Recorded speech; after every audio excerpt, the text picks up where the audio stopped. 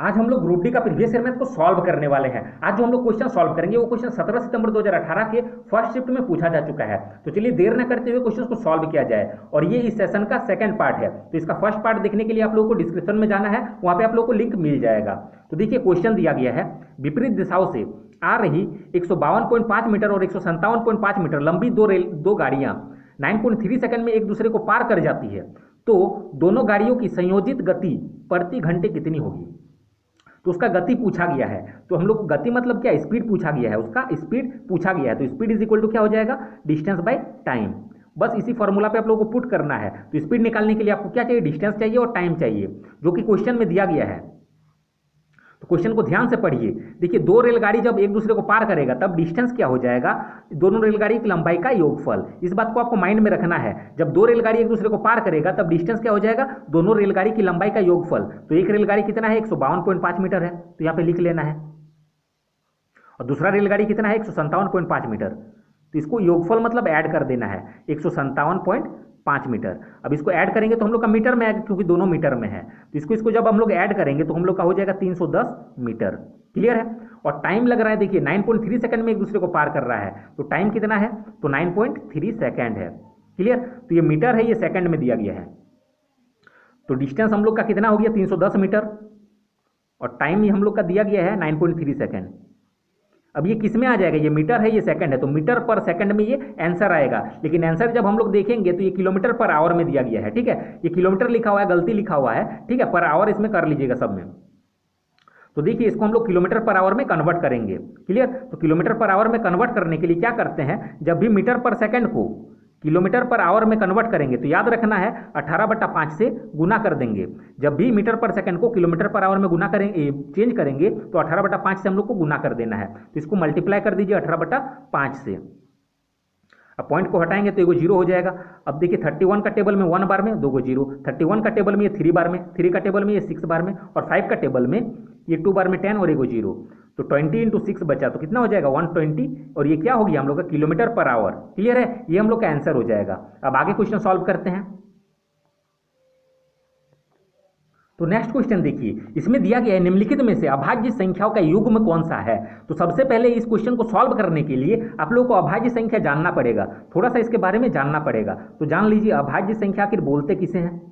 तो अभाज्य संख्या वैसा संख्या होता है जो अपने आप से और एक से कटे। क्या कटे, जो अपने आप से और एक से कटे, एक से और अपने आप से कटे। कटे का मतलब क्या है, डिवाइड लगे। क्लियर है। या फिर इसको दूसरे शब्द में अगर बोलें तो अभाज्य संख्या वैसा संख्या होता है जो किसी से डिवाइड ना लगे। अपने आप और एक से तो सभी डिवाइड लग जाता है। इसको दूसरा वर्ड में अगर याद करके रखेंगे तो वैसा संख्या जो किसी से डिवाइड ना लगे। इसको आप लोग याद कर लीजिएगा, जो किसी से डिवाइड ना लगे, किसी से विभाजित ना हो या किसी से कटे नहीं। क्लियर है, मतलब कोई दूसरा संख्या से कटे नहीं, तो उसे हम लोग बोलते हैं अभाज्य संख्या। अब अभाज्य संख्या तो समझ में आ गया। अब अभाज्य संख्या स्टार्ट कहाँ से होता है, तो अभाज्य संख्या स्टार्ट हम लोग का 2 से होता है। क्लियर है। और ये अभाज्य संख्या आप लोग को याद करके रखना है। तो 2 देखिए अपने आप से लग रहा है और 1 से लग रहा है। क्लियर। तो सबसे छोटा अभाज्य संख्या अगर पूछा जाएगा तो 2 हो जाएगा। इसको आप लोग को थोड़ा सा डीपली जानना ही होगा, तब आप इस क्वेश्चन को अच्छे से बेटर से समझ पाइएगा। तो समझ लीजिए पहले। तो पहला अभाज्य संख्या 2 हो गया। इसी तरीके से 100 तक अगर लिखेंगे अभाज्य संख्या तो 25 को अभाज्य संख्या होगा, तो वो हम लिख लेते हैं। तो पहला होगा 2, फिर 3, 5, 7, 11, 13, 17, 19, 23, 29, 31, 37, 41, 43, 47, 53, 59, 61, 67, इस तरीके से हम लोग लिख लेंगे। ठीक है। 71, 73, 79, 83, 89 और 97। तो ये सबको काउंट करेंगे तो हम लोग हो जाएगा 25। तो टोटल 1 से लेके 100 तक अगर पूछा जाएगा कि वो अभाज्य संख्या होता है तो 25 गो होता है। क्लियर है। और इसको आप लोग को एकदम याद करके रख लेना है। अब देखिए क्वेश्चन पे आ जाइए, तो आपको समझ में आ गई कि अभाज्य संख्या मतलब ये किसी से डिवाइड नहीं लगेगा। तो देख लीजिए इसमें से कोई भी संख्या ये किसी से डिवाइड नहीं लगेगा। अब क्वेश्चन पे आ जाइए तो आप लोगों को अच्छे से समझ में आएगा। तो अब देखिए यहाँ पे जो दिया गया है ये सब अभाज्य संख्या ही है, लेकिन यहाँ पे पूछा गया है अभाज्य संख्याओं का युग्म कौन सा है। क्लियर है। अभाज्य संख्याओं का युग्म कौन सा है, तो अभाज्य संख्या का युग्म वो हो जाता है जब 2 को लगातार अभाज्य संख्या आएगा और उसके बीच का डिफरेंस जो है 2 का होगा। फिर से सुनिए, देखिए यहाँ पे समझिए। अभाज्य संख्याओं का युग्म मतलब दो गो लगातार अभाज्य संख्या और उसके बीच का डिफरेंस जो होगा दो होगा। तो यहाँ पे देखिए दो गो लगातार अभाज्य संख्या है क्योंकि दो के बाद तीन होता है और इसके बीच का डिफरेंस देखिए तो एक हो रहा है, तो ये वाला नहीं होगा। क्लियर है, युग्म मतलब क्या, जोड़ा, तो ये वाला नहीं होगा। अब अगर इस जोड़ा को देखते हैं 3 और 5 को, क्लियर, 3 और 5 को देखते हैं तो इसके बीच का डिफरेंस क्या हो रहा है, 2 का हो रहा है और ये लगातार है, मतलब 3 के बाद 5 ही होगा अभाज्य संख्या। नेक्स्ट 3 के बाद नेक्स्ट अभाज्य संख्या जो है वो 5 ही होगा और इसके बीच का डिफरेंस 2 हो रहा है। क्लियर, तो ये हो जाएगा अभाज्य संख्या का युग्म 3 और 5। उसी तरीके से 5 और 7 देखिए तो इसके बीच का डिफरेंस 2 है, तो ये भी क्या हो जाएगा, अभाज्य संख्याओं का युग्म। उसी तरीके से 7 और 11 को देखिए तो इसके बीच का डिफरेंस 4 हो रहा है, तो ये अभाज्य संख्या का युग्म नहीं होगा। जिसके बीच डिफरेंस 2 होगा वही अभाज्य संख्या का युग्म होगा। अब यहाँ पे देखिए 11 और 13 का डिफरेंस कितना हो रहा है, 2, तो ये हो जाएगा अभाज्य संख्या का युग्म 11 और 13। इसी तरीके से हम लोग आगे देख सकते हैं 41 और 43 देखिए, यहाँ का बीच का डिफरेंस कितना है, 2 का, तो ये भी क्या होगा, अभाज्य संख्याओं का युग्म हो जाएगा 41 और 43। अब क्वेश्चन आप लोगों को समझ में आ जाएगा। अब देखिए इसको सॉल्व करना है, सेकंड्स में सॉल्व होगा। तो पूछा गया अभाज्य संख्याओं का युग्म, तो देखिए जिसके बीच का डिफरेंस 2 होगा वही हम लोग का आंसर हो जाएगा। तो देखिए इसके बीच का ये सब देख लेंगे पहले, अभाज्य संख्या है कि नहीं, तो देखेंगे कि ये अभाज्य संख्या है और इसके बीच का डिफरेंस देखेंगे तो 2 हो रहा है, तो मतलब हम लोग का आंसर ये हो जाएगा। बाकी ऑप्शन भी चेक करना है तो चेक कर सकते हैं, ये दोनों भी अभाज्य संख्या है लेकिन इसके बीच का डिफरेंस जो है 4 हो रहा है, तो ये हम लोग का नहीं होगा।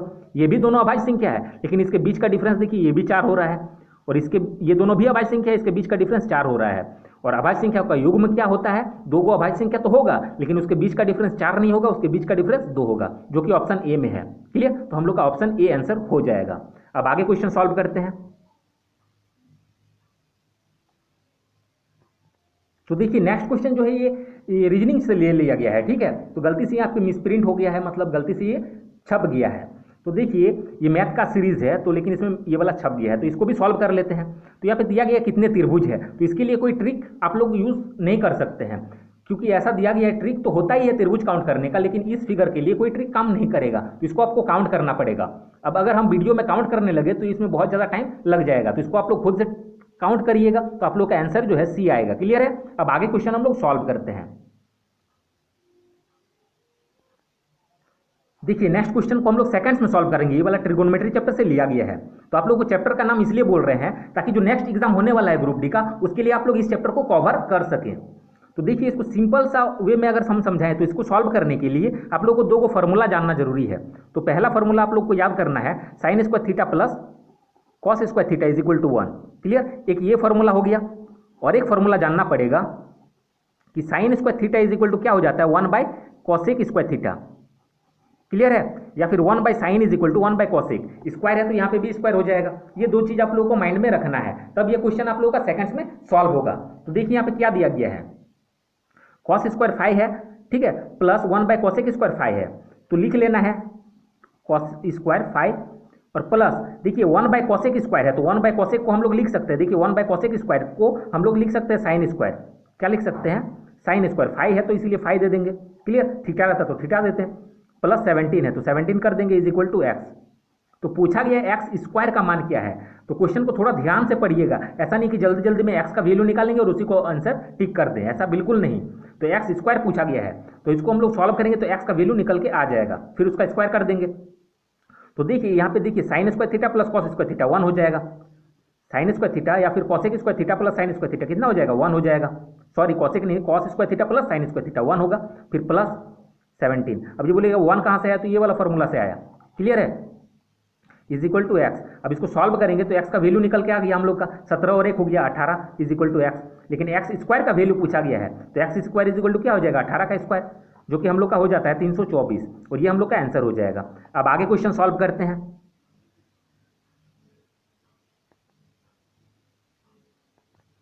तो नेक्स्ट क्वेश्चन देखिए, ये जो है पाइप एंड सिस्टम चैप्टर से लिया गया है। तो सिंपल सा क्वेश्चन है, दो इनलेट पाइप ए तथा बी एक खाली टंकी को क्रमशः 22 और 33 घंटे में भर सकती है। तो ए और बी है, ये क्या कर सकता है, 22 घंटे में भर सकता है, और ये क्या कर सकता है, 33 घंटे में भर सकता है।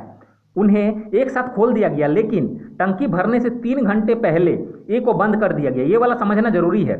तो दोनों को साथ तो खोला गया, लेकिन 3 घंटा पहले ही, टंकी को भरने के 3 घंटा पहले ए को बंद कर दिया गया।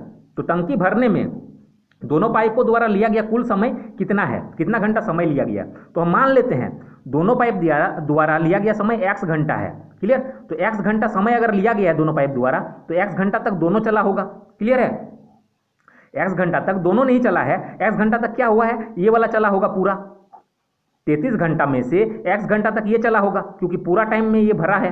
क्लियर है, ये इसको तो बंद नहीं किया गया था। लेकिन इसको देखिए 22 घंटा में से ये x माइनस 3 घंटा चला है। अब बोलिए कि x माइनस 3 क्यों हो गया, तो x घंटा अगर टोटल टाइम लगा है लेकिन 3 घंटा पहले इसको बंद कर दिया गया है, तो 3 घंटा इससे कम कर दीजिए, मतलब ये 3 घंटा कम चला है। अब दोनों ने मिल करके एगो टंकी को भरा है, तो दोनों को मिला दिए, एगो टंकी कर दीजिए। क्लियर, अब जो x का वैल्यू होगा वही हम लोग का आंसर हो जाएगा। तो इस टाइप के क्वेश्चन को हम लोग ऐसे ही सॉल्व करेंगे तो बेटर रहेगा। बाकी सॉल्व करने का तो बहुत ज़्यादा तरीका है। देखिए ये दोनों का एलसीएम निकालेंगे अब तो 66 हो जाएगा। अब 22 का टेबल में ये 3 बार में 3 को इससे मल्टीप्लाई कर देंगे पूरा को। क्लियर है, तो x माइनस 3 हो जाएगा, प्लस 33 को इससे मल्टीप्लाई करेंगे तो 2 इंटू एक्स, तो 2x इज इक्वल टू 1। अब क्रॉस मल्टीप्लाई करिए, पहले इस कैलकुलेशन कर लीजिए, 3 इंटू एक्स हो जाएगा 3x माइनस 3 3 जा 9 plus 2x is equal to 66 हो जाएगा, इधर मल्टीप्लाई होगा तो। अब 3x और 2x 5x हो जाएगा 66, और ये इधर जाएगा तो प्लस 9 हो जाएगा। अब x इज इक्वल टू, इसको ऐड करेंगे तो हो जाएगा हम लोग का 75, और ये डिवाइड में आ जाएगा, तो 5 से ये 15 बार में कट जाएगा, और ये हम लोग का आंसर हो जाएगा। अब आगे क्वेश्चन सॉल्व करते हैं। तो नेक्स्ट क्वेश्चन देखिए, ये प्रॉफिट एंड लॉस चैप्टर से लिया गया है, बहुत ही सिंपल सा क्वेश्चन पूछा गया है। इसमें बोल रहा है अच्युत्य, ठीक है, ये नाम है, 25,000 रुपये का निवेश कर एक चाय की दुकान खोलता है। तो ये क्या कर रहा है, 25,000 रुपया लगा रहा है और एक चाय का दुकान खोल रहा है। वह इस राशि का, ठीक है, इस राशि मतलब क्या, 25,000 रुपये का 30% दुकान की फर्निशिंग पर और 20% दुकान के लिए अन्य सामग्री खरीदने में खर्च करता है। ठीक है, अन्य सामग्री खरीदने में करता है, मतलब वो क्या कर रहा है, इस पैसे का ही 30% दुकान की फर्निशिंग करता है और 20% दुकान का दूसरा सामान खरीदने में खर्च कर देता है। क्लियर है, खर्च नहीं लिखा हुआ है, इसका मतलब क्या, खरीदने में करता है, इसका मतलब खरीद रहा है, इसका मतलब खर्चा हो रहा है। तो कितना खर्चा हो रहा है, 30% और 20%, टोटल 50% वो खर्चा कर दे रहा है। और आप लोगों को पता ही है कि कोई भी चीज़ 100% होता है, मतलब ये जो पैसा है इसका 100% है, इसमें से 50% वो क्या किया, खर्च किया, तो बचा कितना उसके पास, 50% बचेगा, क्योंकि टोटल 100% होता है। इस 50% अगर खर्चा कर देगा तो बचेगा 50%। अब पूछ रहा है अपनी दुकान के लिए बाकी के सामान खरीदने के लिए अब उसके पास कितने रुपए बचे, तो कितने रुपये बचे हम लोग को रुपया में बोलना है, ना कि परसेंट में। परसेंट में अगर बोलता तो 50% आंसर हो जाता, लेकिन रुपया में बोला गया है तो इसका 50% निकाल लीजिए, क्योंकि 50% बचा है। तो किसी का भी 50% निकालने का मतलब क्या है, उसको आधा कर देना। तो इसका आधा कितना हो जाएगा, 12,500। माइंड पे भी कर सकते हैं, या फिर लिख के अगर करना है तो 25,000 का 50% निकालेंगे तो 50/100 हो जाएगा। इसको अगर कैलकुलेट करेंगे तो हो जाएगा हम लोग का 12,500, और यही हम लोग का आंसर हो जाएगा। अब आगे क्वेश्चन सॉल्व करते हैं। आज का वीडियो हम यहीं तक रहने देते हैं, आगे का जो बचा हुआ क्वेश्चन हम लोग नेक्स्ट पार्ट में सॉल्व करेंगे। तो जिसको भी ये वीडियो अच्छा लगा, वीडियो को लाइक करें, शेयर करें और चैनल को सब्सक्राइब करके जरूर रखें, ताकि नेक्स्ट पार्ट हम जब अपलोड करें आप लोगों तक सीधा नोटिफिकेशन पहुंच सके। Thanks for watching.